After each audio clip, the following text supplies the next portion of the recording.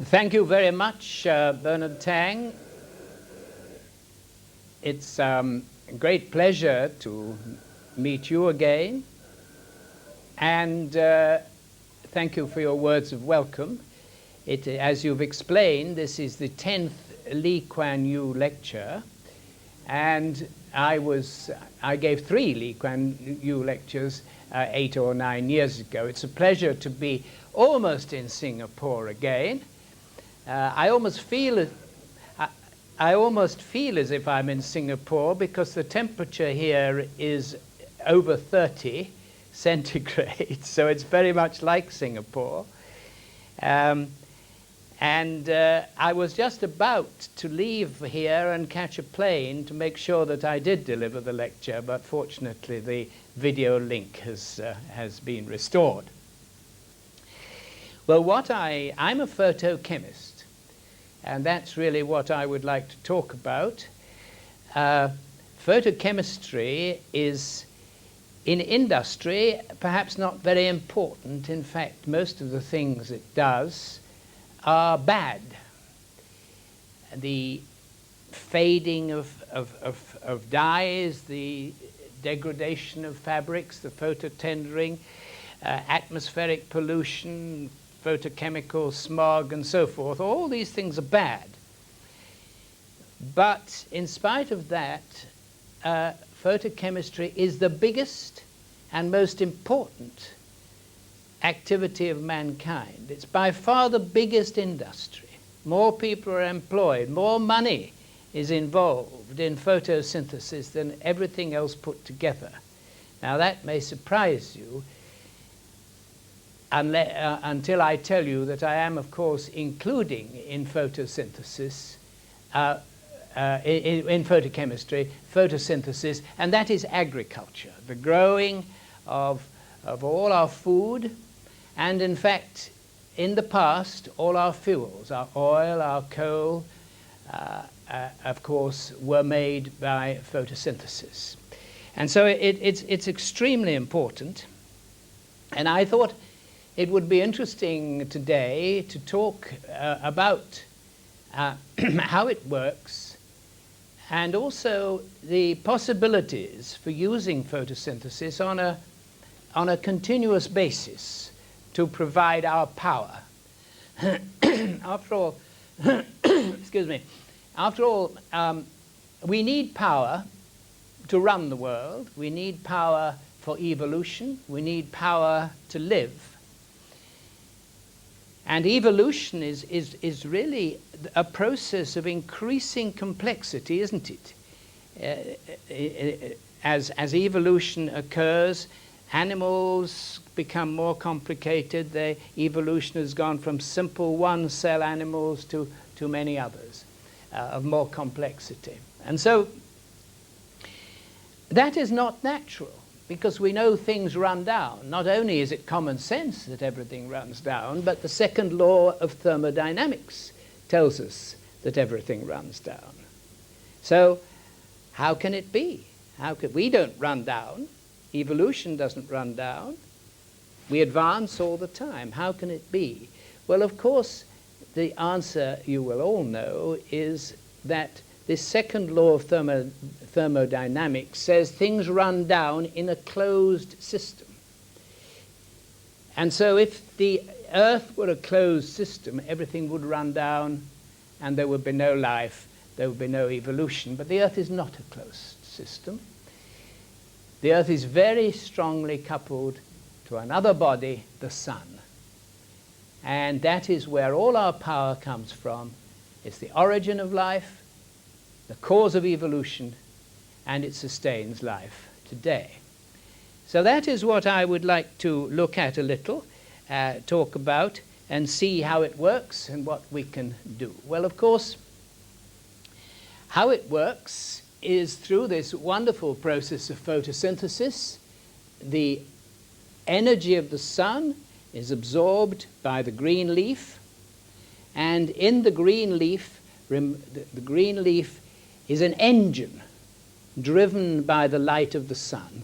And I'm going to look at a little how that happens. Here is a drawing of the leaf and this wonderful cycle of life which maintains life.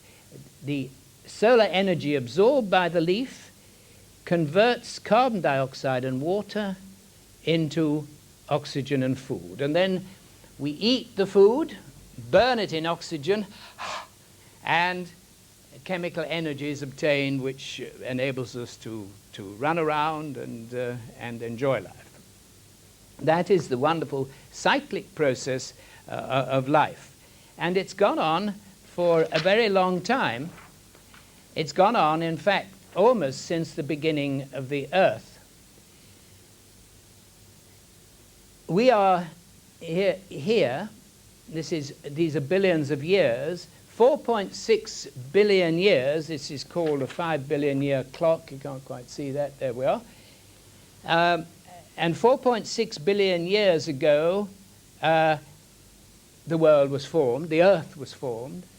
And ever since then, evolution has started. Life started almost at the beginning. And certainly all the green part, the processes of photosynthesis, have gone on, as you see, over 3 billion years. This wonderful process that goes on in the leaf. So that's the past. What of the future? What of the present and the future? Well, nearly all our power at the moment comes from photosynthesis, but it's stored fossil fuels. It's the oil and the coal and the materials that have been made in the past by the decay of vegetable matter, leaves and so on. And it's really a very interesting time that we live in. I've got a scale here of just 3,000 years, a relatively short one, starting with the birth of Christ and going on for 3,000. Perhaps that's optimistic, but I wish somebody will be here in 3,000 years. And what you see here is we live here, the year about nearly 2000. We're just going into the year 2000. And you see we live in very interesting times. Oil, this is the consumption of oil. Just this little blip here, just a hiccup in history. And here is a coal, which lives somewhat longer, but even that is on a short time scale. And so we live in interesting times, and we wonder what is going to happen, which, as you see, is going to happen fairly quickly. The oil will be gone, most estimates give it about 50 or 60 years, for example. So how much energy, how much power do we need on Earth? With all these people using power all the time, how much do we need? What can we do with it? How much do we get from the sun? Well, let's turn to how much we get from the sun, first of all, because that's very easily estimated. Here is a globe of the Earth, and these are unusual contours. These are contours of the energy which falls on the Earth. Now, the energy of the sun falling on the disk of the Earth is quite a lot. It's 1,300 watts per square meter. But of course, that is spread over all the surface of the Earth, day and night, winter and summer. And if we average it, day and night, winter and summer, over the different parts of the Earth, it's about 200 watts per square meter. That's worth remembering. A square meter, 200 watts, average, day and night, winter and summer, is the power we get, which is quite a lot. 2 big electric light bulbs. The actual distribution over the Earth, you can see here, these contours are, this is the Persian Gulf here, which is the hottest. That's 300 watts per square meter. And here in London, it's not quite as hot as that even today, but, well, it is. It's more than that. This is the average, but in the average, we get about 125. This is the 200 watt per square meter, and that is the one which goes more or less through Singapore here. So that's what you get. In Singapore, you get about the same as the average across the whole Earth. 200 watts per square meter. Now that is really quite a lot. Let's have a look at how much we actually use. This 200 watts per square meter is 2 megawatts per hectare, and that is, there are 5.3 billion people on Earth, and so that is 500 kilowatts per person. 5,000 kilowatts per person. That's a lot of energy, because what we actually use, the world consumes mainly oil and coal, but a little nuclear and so on. If you put all that together in tons of oil equivalent, it means that the 5.3 billion people, divided among 5.3 billion people, each person consumes 1.8 kilowatts all the time, averaged out, day and night, winter and summer, nearly 2 kilowatts. So that we have 2,500 times more energy coming onto the Earth from the sun than we actually use. Well, that's marvelous, but it isn't. Things are not ever quite as good as that, because photosynthesis, which does this, is not very efficient. If we look at the actual yields of photosynthesis on the Earth, you see that the efficiency is only about 1%. Sugarcane is pretty good, 1.3%. This is the proper yield averaged out. It isn't a laboratory yield, it's what you get in the field. Sugarcane, 1.3% efficiency, potatoes about the same. Wood is about half of that.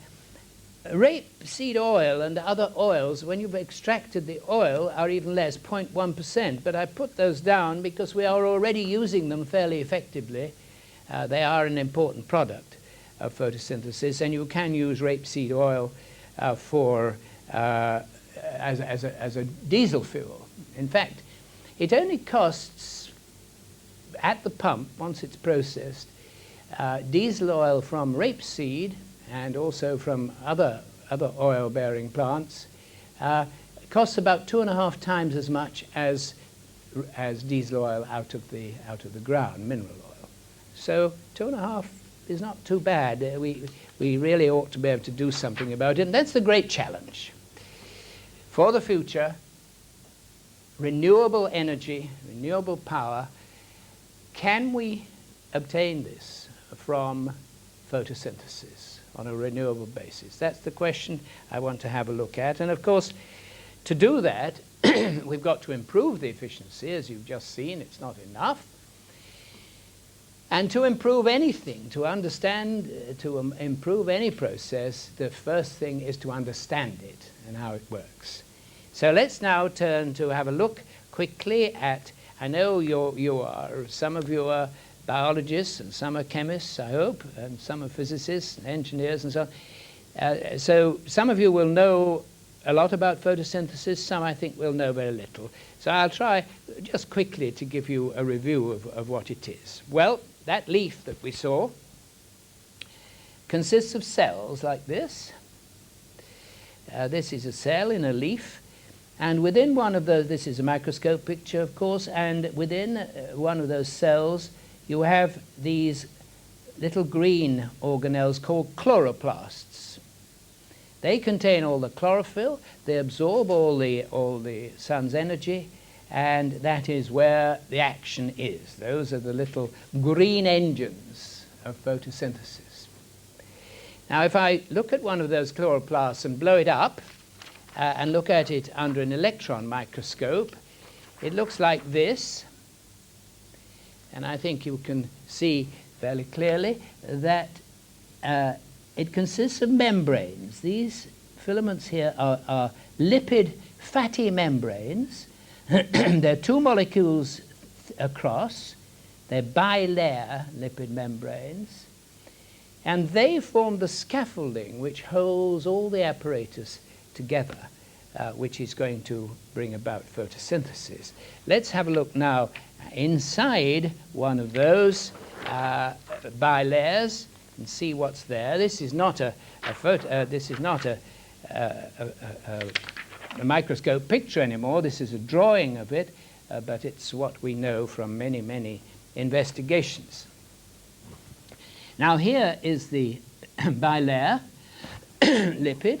These are the lipid molecules with their fatty hydrocarbon tails and their water-loving ends here, so they stick together and form this bilayer. And that's the scaffolding on which everything hangs. And what hangs are these lumps here, which are lumps of protein. Protein and pigment. There is pigment within the protein there. That's why these are green, because the pigment is mainly chlorophyll. Now there are four principal particles here. I will refer only to the two most important of them, which are called photosystem 1 and, surprise, surprise, photosystem 2. These are the two photosystems. You could do with one. In bacteria, one just has one photosystem, but this is a green leaf, you have two. And what happens, briefly, is the following. Light is absorbed in photosystem 2, and it pumps an electron up in this direction to a higher negative potential, and that is passed on to a quinone, plastoquinone, which goes through the cytochrome, onto photosystem 1, and then another photon hits it, and the electron is pumped up to a higher potential. So that when it gets up there, it's a very strong reducing potential, and it can reduce NADP and ferredoxin and so on, but eventually here carbon dioxide is reduced to carbohydrate. At the other end, where you pull the electrons away, you pull the electrons away from water. And in pulling 4 electrons from water, you create 1 oxygen molecule. So that's the overall chemistry, which I showed you at the beginning. We make oxygen here by oxidation of water, and we make carbohydrates, sugar, starch, and so on, by the reduction of carbon dioxide. That's the wonderful process of photosynthesis, which we would love to be able to improve or copy. Many of us chemists have tried very hard to make models in the laboratory of this, which might be better or cheaper or more efficient. We haven't been very successful. Nature is much cleverer than at least the photochemists I know. I think the creator of life, which depended on photosynthesis, must have been a photochemist. So let's have a look now then a little more at the processes which occur in these two systems that I was talking about. Light is absorbed and chemistry takes place. And that occurs really in two processes, which I've represented here. If this is what we were looking at, this is the lump of protein, you have these little pigment molecules. These would be chlorophyll molecules, and these would be other pigments which absorb light in different regions. This is the light coming in. And the energy is transferred between these. There are about 300 of those in one unit. The energy is transferred by a jumping process until it gets to this trap. And the energy that has been transferred to this trap, this pigment, P, is used to transfer an electron from here to here, from a donor to an acceptor, the D and the A. And that is the chemistry. The chemistry is the transfer of an electron. And you know, here, as I was saying, here it makes oxygen from water. Here it makes carbohydrate from CO2, carbon dioxide. Let me look at these two processes in turn. This, first of all, is the light harvesting mechanism. It's an antenna. It's like an aerial gathering the energy from the sun. It's an antenna gathering that energy. So let's have a look at that first, and then we'll look at the chemistry, the electron transfer, second. Now, this light harvesting unit, I couldn't have told you very much about. when I was here before in Singapore, because we didn't know anything really about its structure. And one of the wonderful things that has happened in the last few years is that the structure of the light harvesting antenna of the green leaf has been determined. It's been determined by Werner Kuhlbrandt here. He's lecturing here, in fact, tomorrow. And then of the bacteria, it has also been determined just this year by Cogdell in Glasgow. And let me show you the beautiful structures that have been obtained. I don't know how much of this you can make, you can make of this in your videos, but there are here, this is the light harvesting unit of the green leaf, and it's a triplet. It's a triad. There are three of these units, and I don't know whether you can see here these porphyrin, these ring kind molecules are the chlorophylls. There are 12 of those in each unit. So altogether there are 36 chlorophyll molecules in that, all held together by this protein, which is the scaffolding here. And these yellow things you may be asking about, these yellow molecules are carotenes. You know, the molecule which makes carrots red, yellowish red. Those are carotenes, and they play an important part as an ancillary absorber of energy, but also in protecting the unit so that it isn't destroyed by the sun. So that is the green leaf. And now let me show you the latest, this year, structure of the photosynthetic bacterium. And isn't that beautiful? This is the side-on, and this is the plan. And you see, these are the same idea. This is the antenna gathering the light from the sun. You can see these, you see these 9 green molecules perhaps on the outside, and 18 red. They're the same molecules. They're not actually colored, of course, but this is so we can see them. 18 on the inside, and they are chlorophylls, and that is the antenna for the bacteria.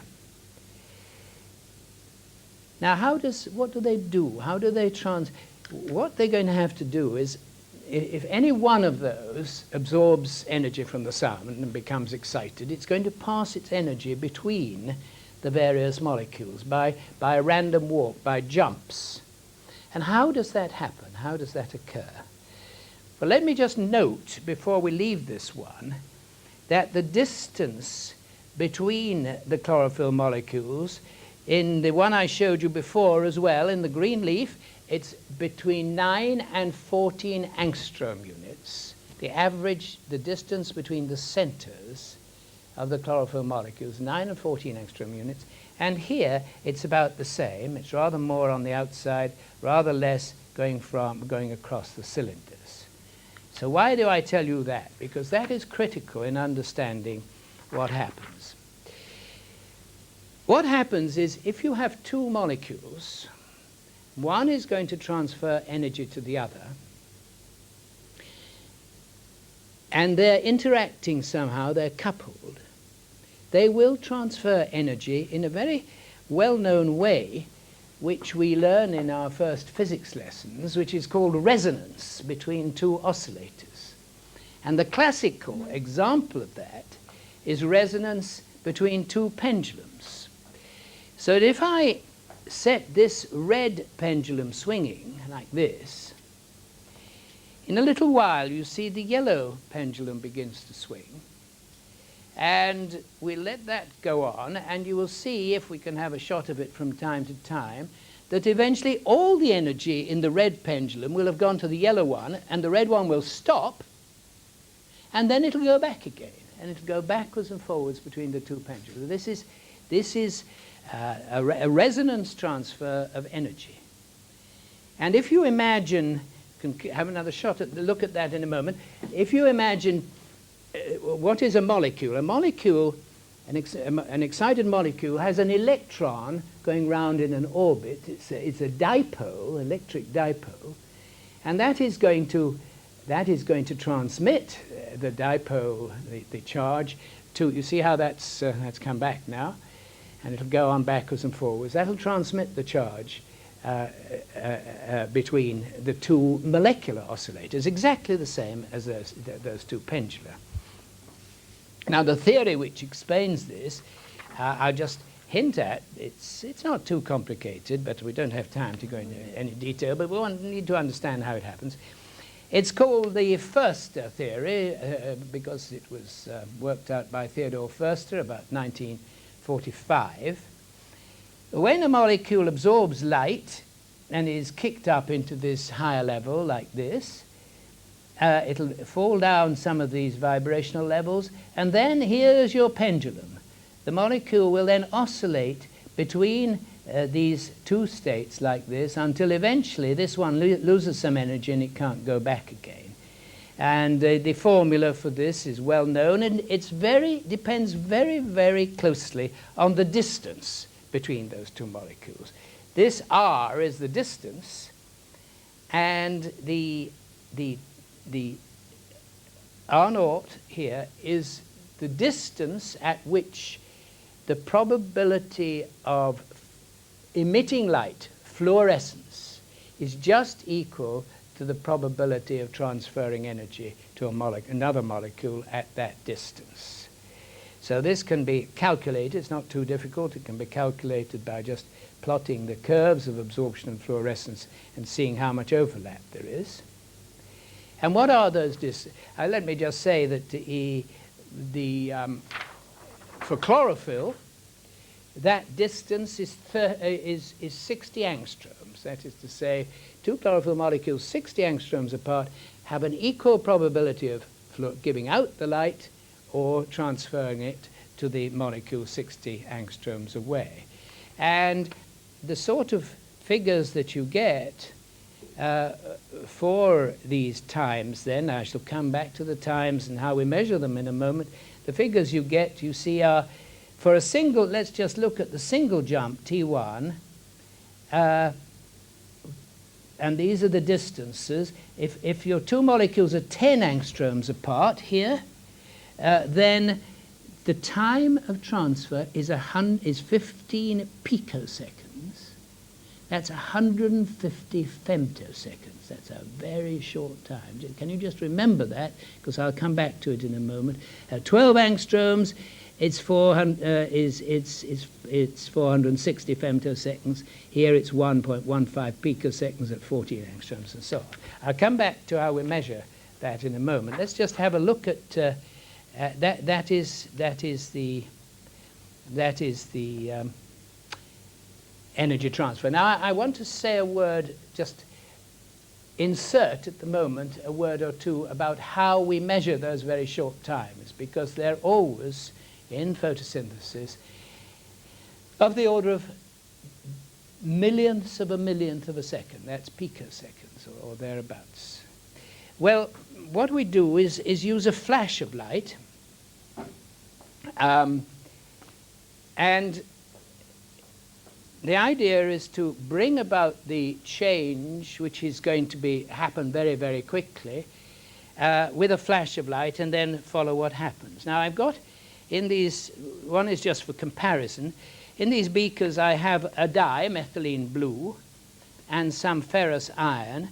Now, I'm going to shine light on one of these, and hope it will transfer the electron and bleach. Let us have a look whether it does that. There you are. You see, it's completely bleached. This is for comparison. But it's coming back. So we've kicked. What happened was that we excited, this is the methylene blue molecule. When we excited the methylene blue molecule, and this is, I should have said, the donor here is iron, ferrous iron. When this molecule is excited, it will pull the electron from the ferrous iron like this, and the electron will go into a hole, and then when that is unexcited, the electron goes back again, and that's what's happening now. It's going back. That illustrates electron transfer, which I'm going to talk about. It also illustrates the technique of flash photolysis. But of course, the time here has been, what, a minute to go back.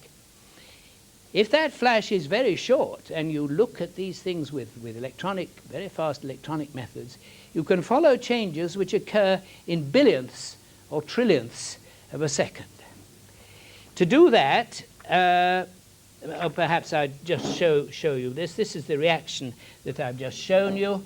The excited dye reacted with the ferrous iron, abstracted an electron, and became the leuco form, the colored form, and ferric, and then in the dark it went back again. So it's that cycle. Now, how can we do that in picoseconds or femtoseconds? Well,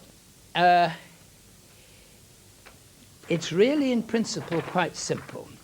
You can't use two flash lamps. Excuse me, I've got a frog in my throat this morning.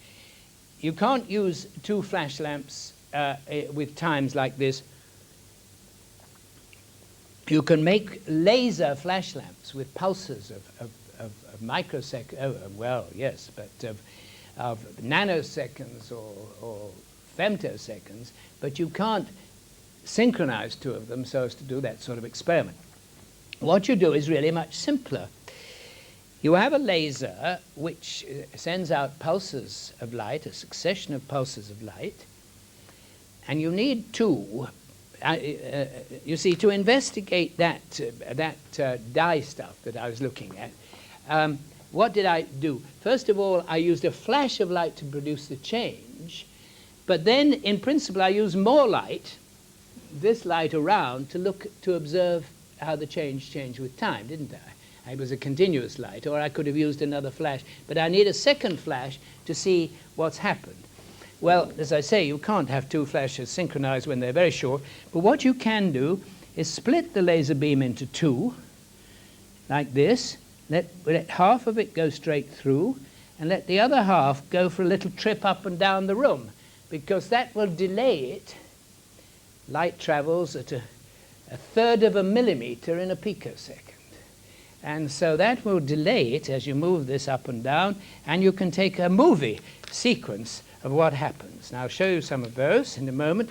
Let's just have a look at how you get those very short, the femtosecond pulses which we use today are obtained from lasers, dye lasers, and to get the very short femtosecond pulses, we use what is called a colliding pulse mode laser. And you see, here is the laser beam going round in our laboratory, and it in fact goes round both ways. And when the two beams interact in a nonlinear material, they sharpen up the pulse so that you get very, very short pulses. The record is 6 femtoseconds for a pulse of this kind. This is a great advance over the years, and it might be interesting just to look at this this time ladder here for a moment. This covers a lot of times. It goes from the 10 to the 18 seconds, the age of the Earth, down to the shortest periods which we're talking about, femtoseconds, 10 to the minus 15 of a second. And you see it goes, man appeared here, pyramids, a lifetime, this is year, day, hour, second, and so on. Now, flash photolysis was introduced in 1949 and used flashes like the one I've been showing you of a millisecond or so. No problem, like a photographic flash. And through the time, we were able to get to microseconds, 10 to the minus 6, nanoseconds, 10 to the minus 9, picoseconds, 10 to the minus 12, and now a few femtoseconds.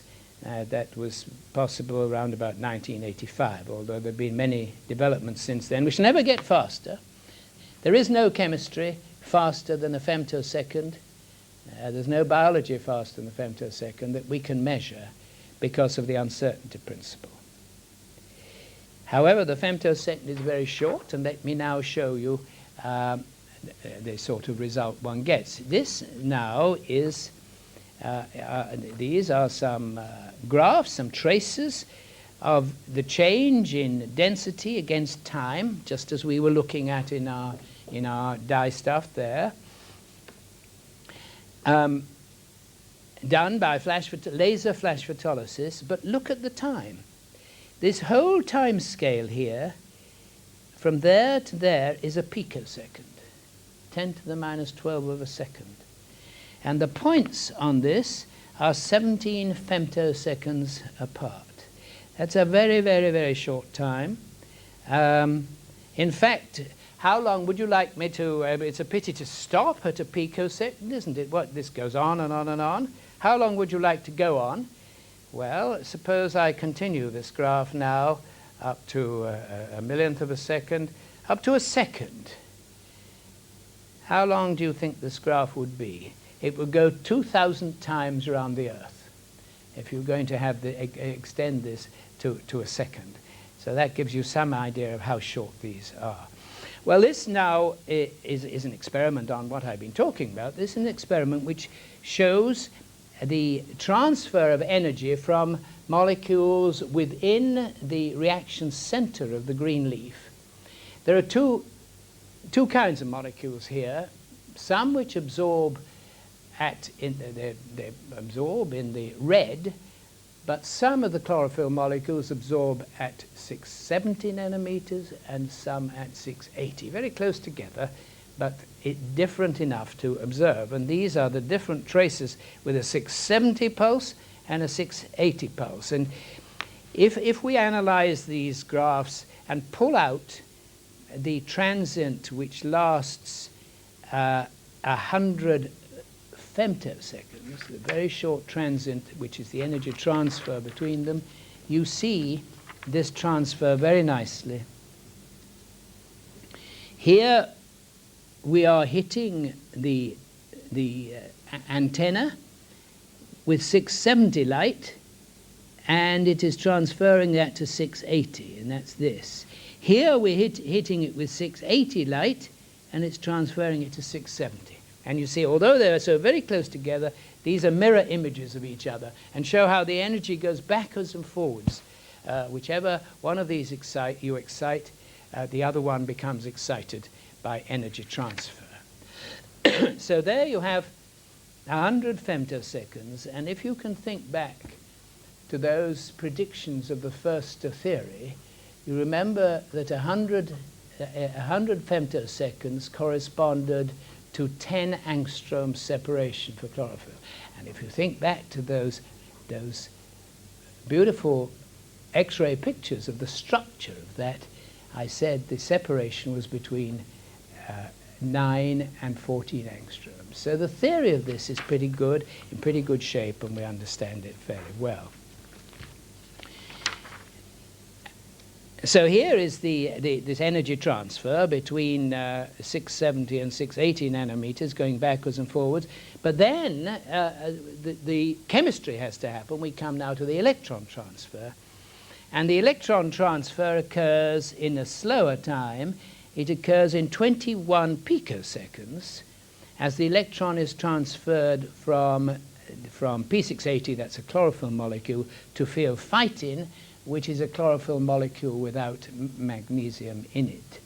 And you can, by going to another scale, you can see that happening here. These are the now in picosecond scales, and here you have the electron transfer, which is the chemistry, which is going to oxidize the water and reduce the carbon dioxide. All very, very fast, but we need to know how fast they are. Well, now, I'm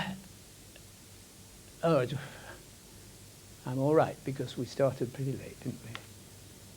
10 more minutes or so? Okay. It should be 20 minutes. Yeah, all right. I'll take 10. All right. Well, now, here is the whole picture of this electron transfer in a photosynthetic bacterium. And you see the electrons being transferred across 13 angstroms in the first step in 4 picoseconds. Then there's a quick jump in less than 1 picosecond. then from phyllophytin to a quinone in 200 picoseconds, then from a quinone to iron in 10 milliseconds. This is the way it goes. They get longer and longer because otherwise you have to get these things separated, otherwise they'd go backwards. That is in the bacterium, and the situation is very, very similar in the green leaf. This is not a structure which has yet been determined. This is the reaction center. But here you see, again, in a cartoon form, what I've been talking about. In the reaction center, when the light has been harvesting, it's going to excite this chlorophyll molecule, which is going to transfer electrons to phyllophytin and eventually go to a quinone and reduce the carbon dioxide. And here it will oxidize the water. In fact, this oxidation of water, to make one oxygen molecule from 2 water molecules, you need 4 electrons to be transferred. And although we don't know the details, it seems that those 4 electrons are gathered in manganese, 4 manganese atoms, which are ions, which are here, and they do that transfer. Now, a word about the theory of the electron transfer. I've summarized the theory of the energy transfer. Now the theory of the electron transfer. There's a bit of mathematics here. Don't worry about it too much. But I just want to show you that, like many other transfers, the basic theory of this is what's called Fermi's golden rule, which tells you that the rate of a process is a constant times a nuclear term and an electronic coupling term. And the theory of Rudy Marcus has explained how this nuclear term works, and the electronic coupling term is fairly straightforward and a very important one, and depends exponentially on the distance. This distance keeps coming up, doesn't it? And it's very important. Let me just show you. Some results which show how well this theory ties in. We just look at the top one here. This is a graph of many of the processes I've just been showing you, which occur in the leaf and occur in photosynthetic bacteria. And we're plotting the logarithm of the rate, log 10 of the rate, against the distance in angstroms, from 0 to 25 angstroms. Now, this is the log of the rate, and it goes from 0 to 14. 10 to the 14, there's a 10 to the 14 factor between the slowest and the fastest here. And in this wide range of transfers, you see how nicely it falls on this log graph, showing that that theory that I have just indicated to you works pretty well. So to summarize all that, we know fairly well now, we're beginning to know the structure of things which do the light harvesting. We're beginning to know the structure of the electron transfer things. And we're beginning to be able to measure the rates, the kinetics of those times. And we have 2 pretty good theories, one for the energy transfer and one for the electron transfer. So we're in pretty good shape, and we ought to be able to do something about it. We ought to be able to do something about improving the efficiency of photosynthesis. So finally, the last few minutes, I want to have a look at where are the bottlenecks in photosynthesis? Why can't we use all this sun's energy much more efficiently? Well, first of all, there are thermodynamic reasons why we can't get 100% efficiency. The sun falling on the Earth is just like a steam engine. It's like a Carnot cycle. And you're converting energy, you're converting radiation at the sun's temperature of 6,000 degrees to the Earth's temperature of 300 degrees Kelvin. And the efficiency that with which you can do that, if it is 6,000, is given here as 95%. So there's not very much to worry about there. But unfortunately, the sun is a very small body in the sky. It subtends a very small angle.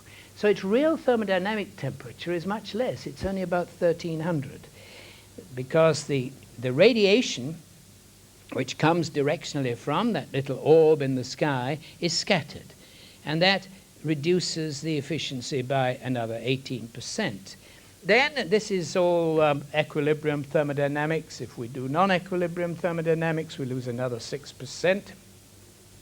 Transfer to the store, another 10%. But the really big loss is this one. Before I leave this, let me point out, when we get to the end here, it's 27% efficiency is the best we can do.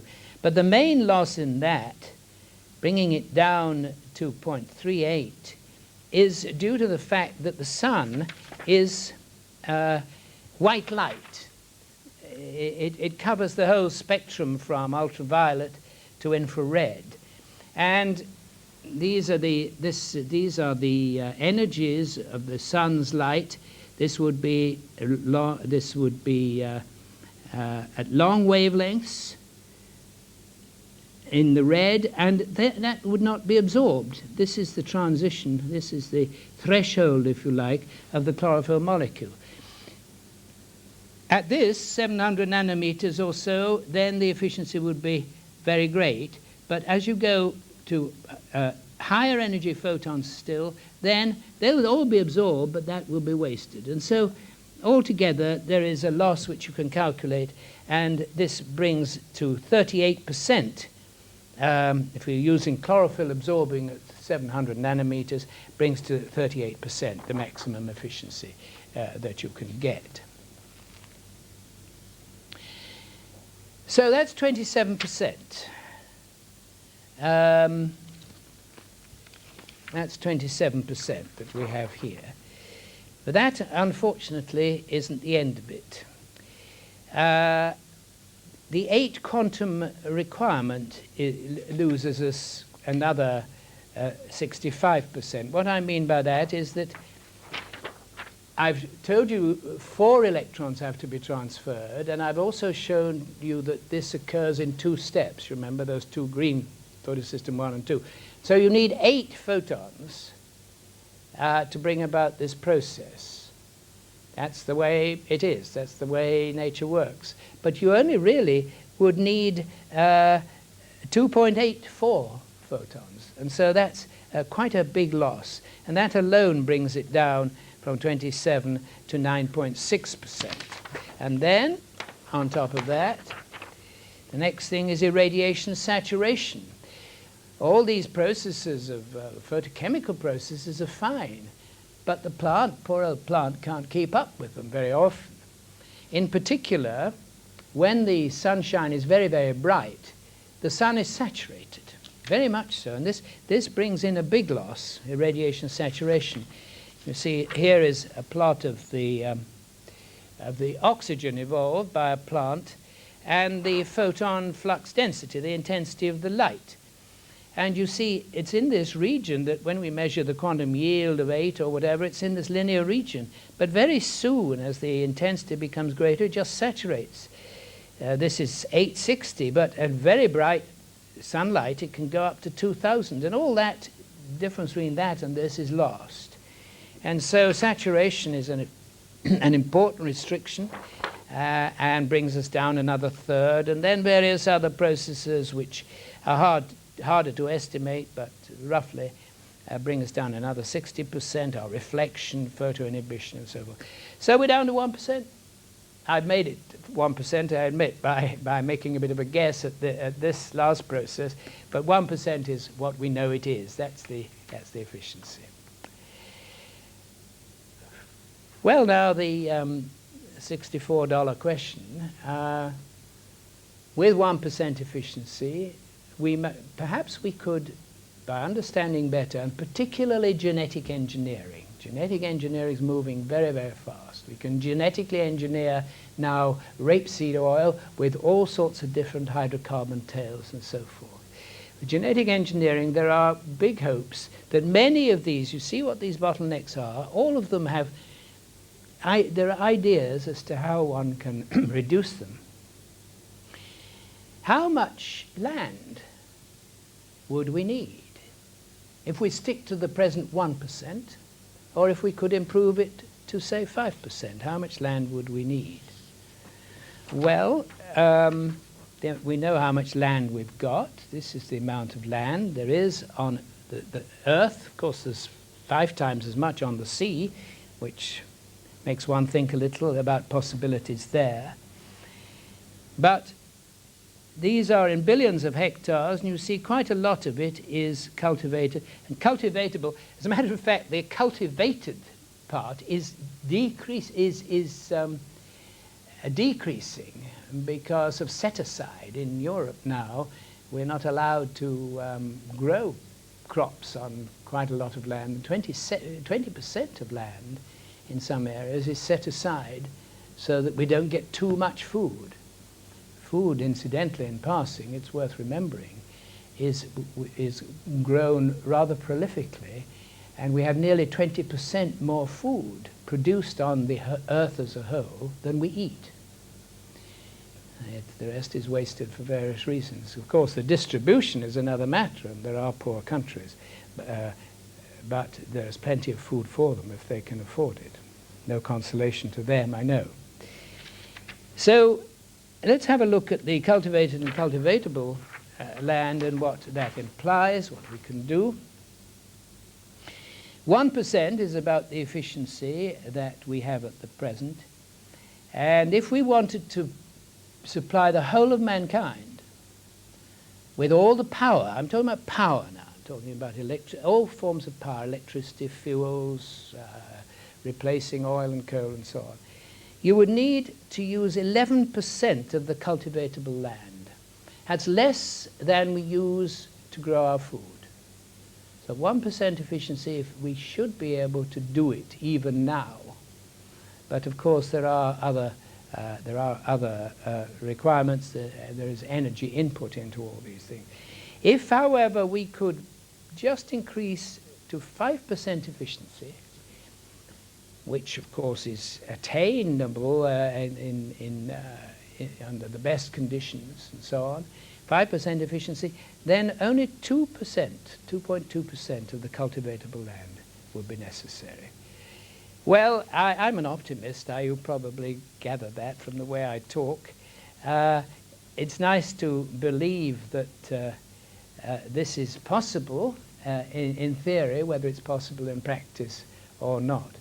But I'm also a great believer in whatever is possible has a very good chance of being attained. And I hope some of you will be able to make contributions to that attainment. Thank you.